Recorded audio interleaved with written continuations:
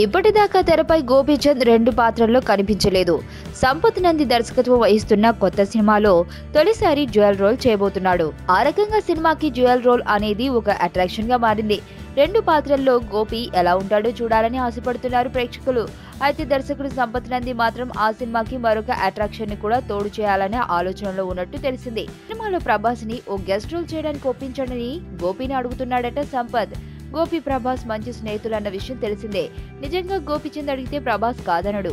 కానీ గోపీచంద్ మాత్రం cinema shape up అయ్యేదాన్ని బట్టి ప్లాన్ చేద్దామని మాటిచ్చినట్లు తెలిసింది.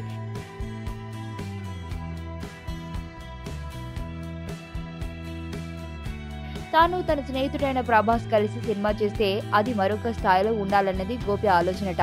ఇదివరకు వర్షంలో వీళ్ళిద్దరూ హీరో విలన్లుగా నటించారు. ఆ చిత్రం సూపర్ సక్సెస్ అయింది. అప్పటి నుంచి వీళ్ల కాంబోలో ఎన్నో అంచనాలని రేకెత్తించింది. కానీ గోపి ప్రభాసులు మాత్రం వర్షంకి ధీటైన కథ వచ్చినప్పుడే కలిసి నటించాలనుకున్నారు. మరి సంపత్ నంది కోరిక మేరకు గోపి ఈసారి ప్రభాస్ ని అడుగుతాడా? వాళ్ళిద్దరూ కలిసి తెరపై కనిపించబోతున్నారా? ఈ ప్రశ్నలకి కాలమే సమాధానం చెప్పాలి. నేను ఆనంద్. ఈ భూమన్నా, ఈ భూమి మీద ఏ సృష్టి అన్నా నాకు చాలా ఇష్టం.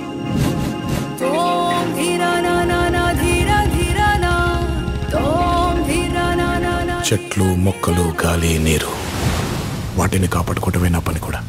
It's a joggers park. 213 చెట్లు ముంబైకి చాలా ఆక్సిజన్ సప్లై చేస్తుంది.